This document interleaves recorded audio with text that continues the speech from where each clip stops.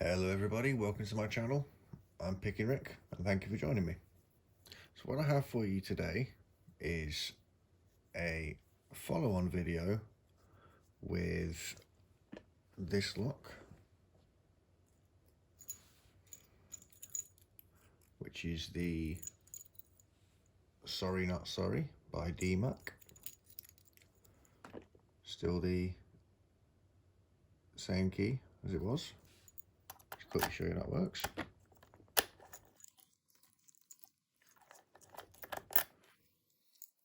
Now, normally I don't like doing the same lock twice in a row. I try not to feature the same lock twice at all, and that'll be my plan moving forward. However, I just wasn't happy with not getting this open, and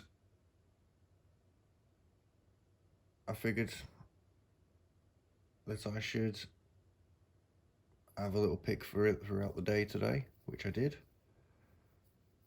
and learnt what held me up yesterday, and now I'm going to attempt it again. Hopefully get it picked, get it gutted, and have a look what trickiness DMac left in there for me. So straight away today, I'm going to start with top of the keyway tension with this large wiper insert. Oh, sorry, it's supposed to be a medium one. There we go.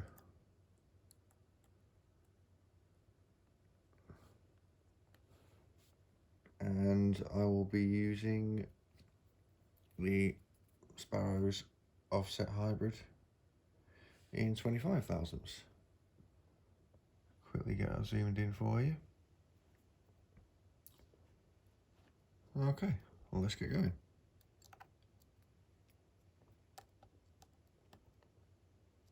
Start with pin 1. Using fairly moderate tension.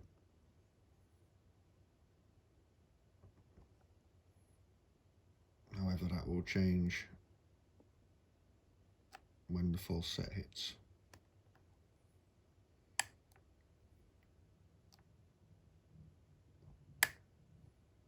Okay, so that's 2 clicks there out of 1.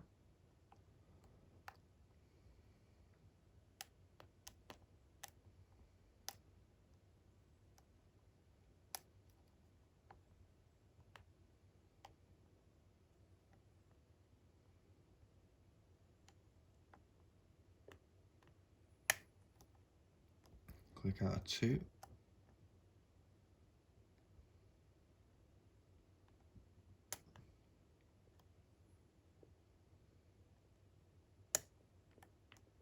Slipped off a 3, try again. There we go, click out of 3, slight movement on the core.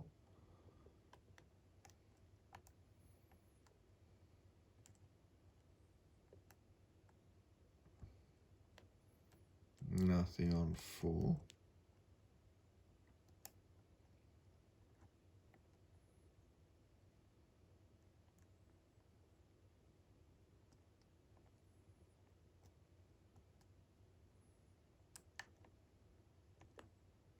Try and get under 5 properly.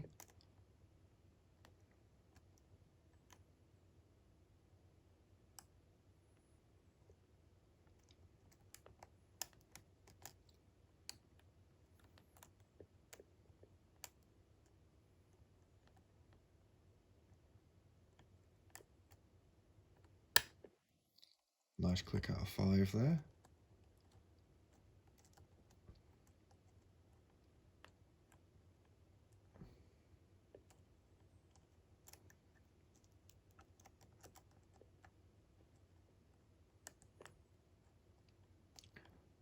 And nothing on 6. Back to the beginning.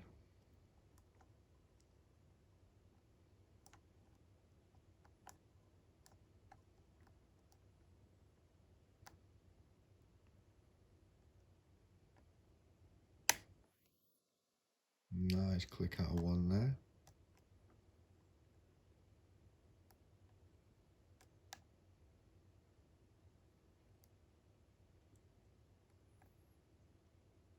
Nothing on 2.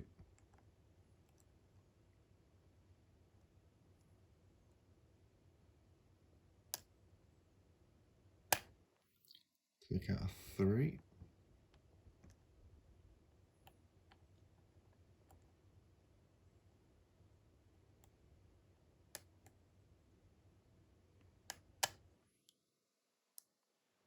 Click out of 4.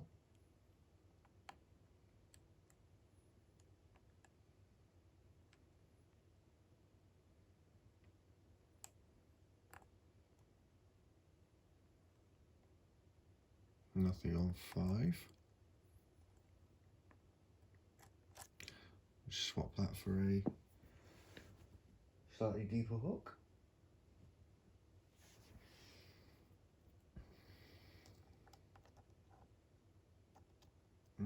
Too deep. Go for the short hook, it doesn't require much lift. The main trick is trying to get it around this warding and then under the pin.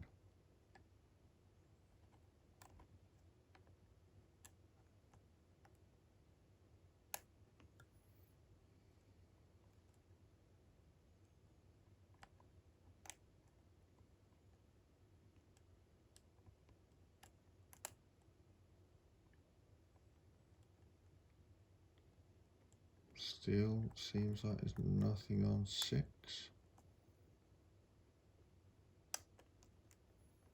Okay, something dropped there. We'll go back to the beginning, see what we can get.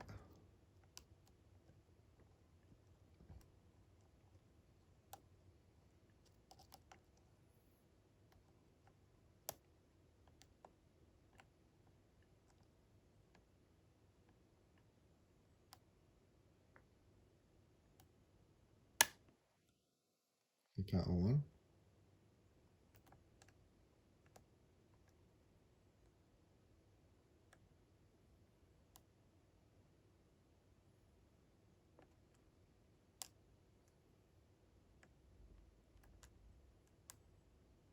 Nothing on 2.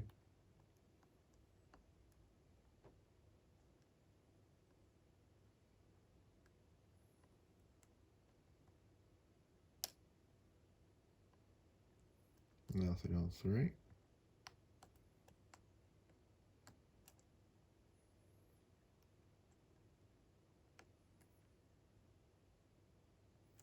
Four.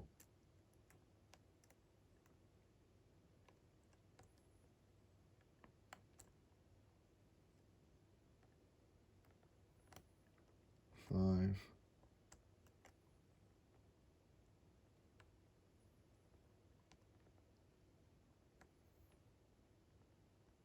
6. So I'm just going to swap that out for some bottom of the keyway with a large wiper.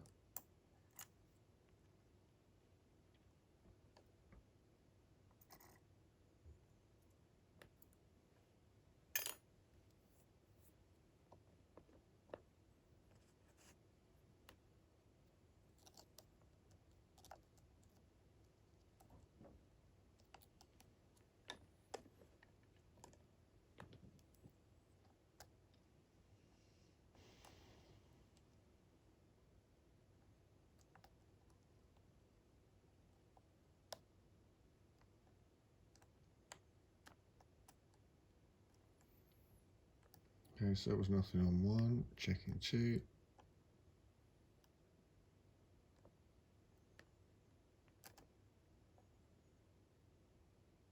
Nothing on 2.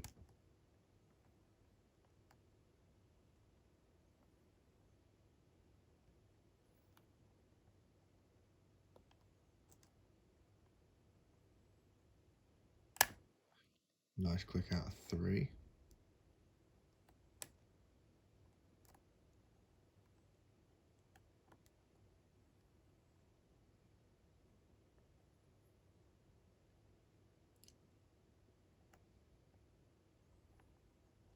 Fill 4.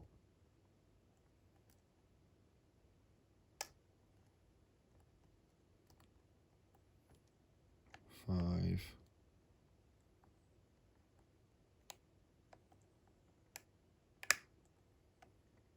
Single click on 6.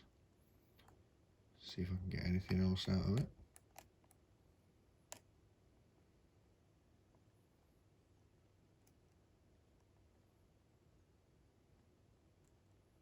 No, nothing else. Back to the beginning. Nothing on 1.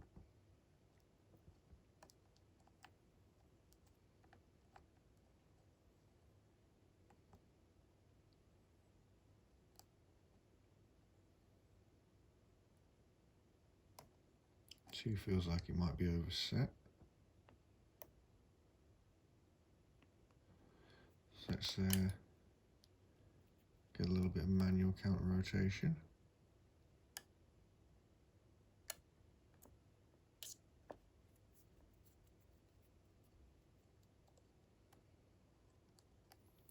Nothing on 1.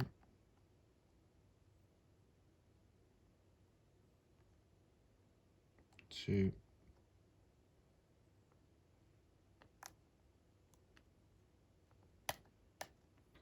Click out 3. Now we're in a very, very deep false set. Now,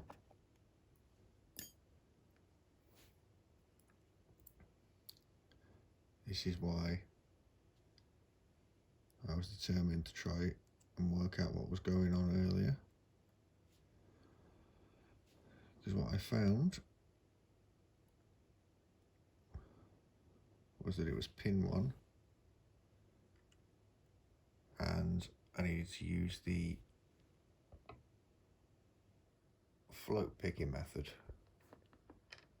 where I'm able to rotate and counter rotate at will. So got to give that a little more zoom for you. And hopefully this should be the last pin. Pin number 1.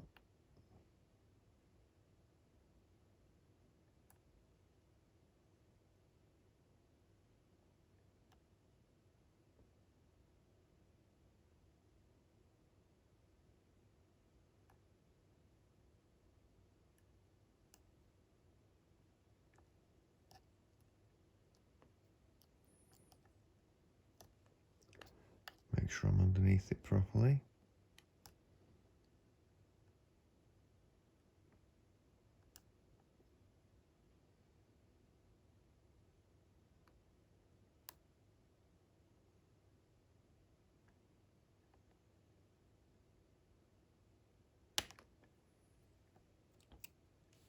And there we go.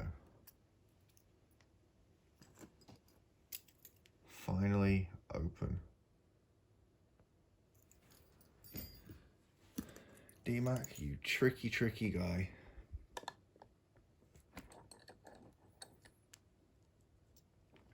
Let's see what you put inside this.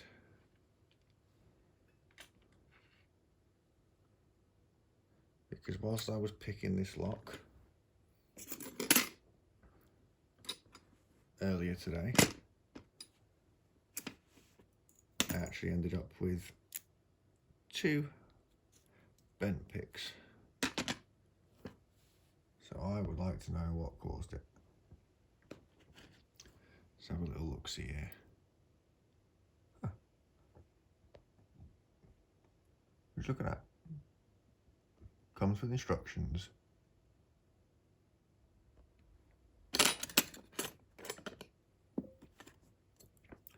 Try and get this done as quickly as possible for you. It's this end.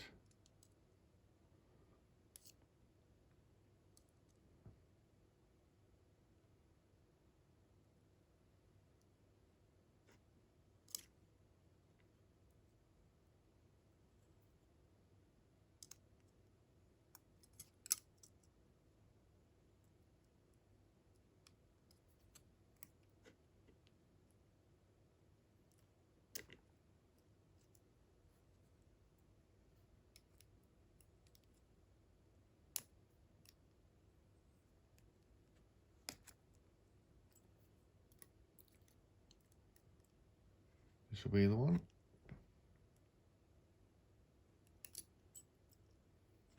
There we go. Key. And partial turn.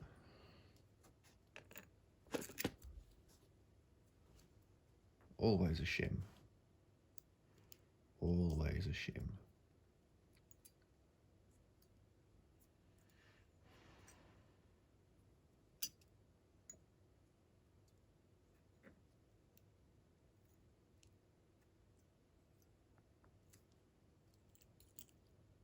I think that looks about right. Follower, key pins up.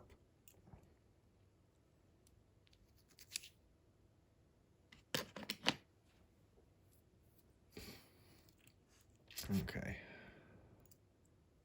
Oh, I'm seeing some funness here.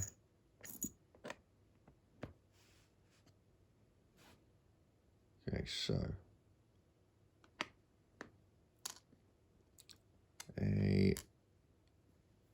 looks to be a serrated key pin in one, a torpedo key pin in two,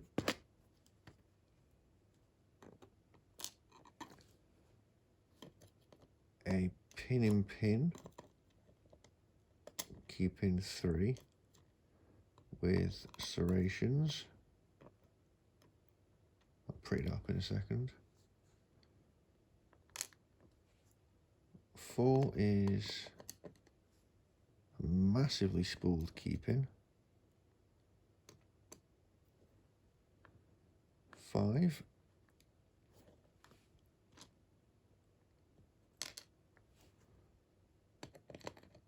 a multiple serrated key pin, and 6 another pin in pin. Quickly get a key pin back there. Another pin in pin key pin with looks to be 2 serrations on the top half of the key pin. I'll sort that out in a second. Okay, Mr. DMac. Let's see, chamber number 1.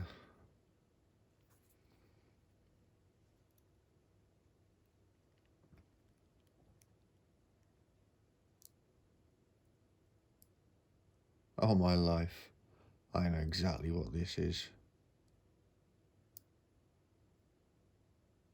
Really? Ball chain? That's just cruel.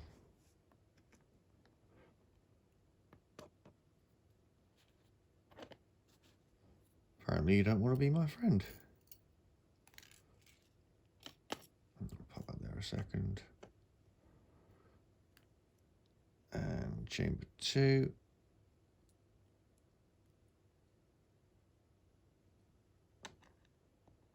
Have a spool driver pin, 2 serrations close to the core, and then multiple serrations in the top half. I think it might end up being the same springs. Chamber 3.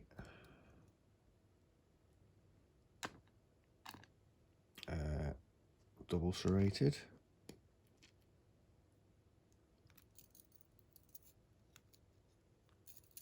Yeah, I think these are all going to be the same springs. Chamber 4.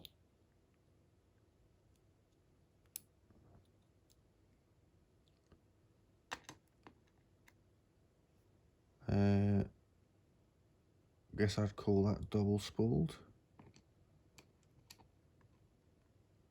1 spool element significantly shorter than the other. Yeah, all these are the same.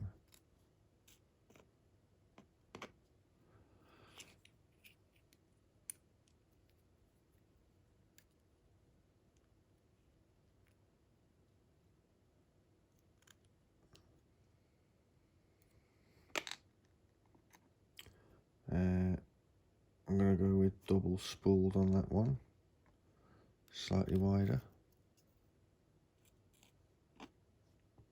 And last but not least, chamber 5.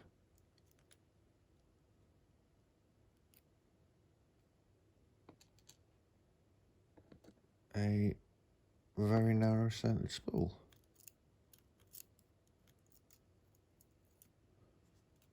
Okay.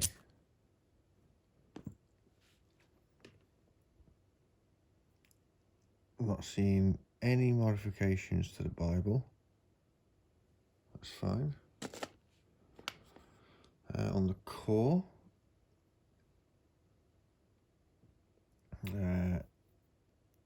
3 and 6 are threaded, and chambers 1 and 5 I've got counter milling, but 5 has also got the edges wallowed out,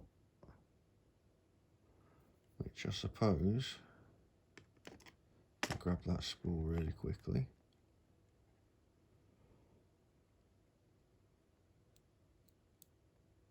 Oh my. Yeah.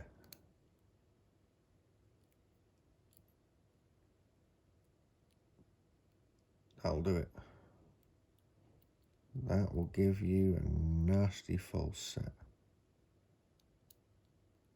That'll pinch in all sorts of directions.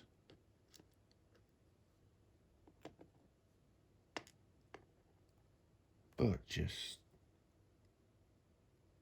wow.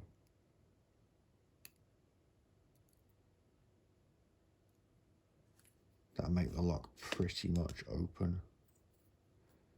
If one of them balls were caught in the counter milling.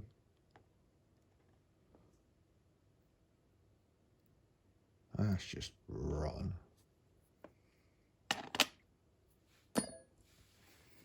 Okay, so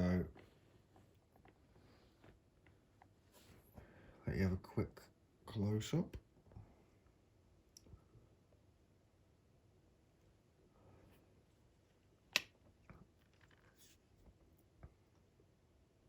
So in chamber number 1, I'll zoom this out just a tad.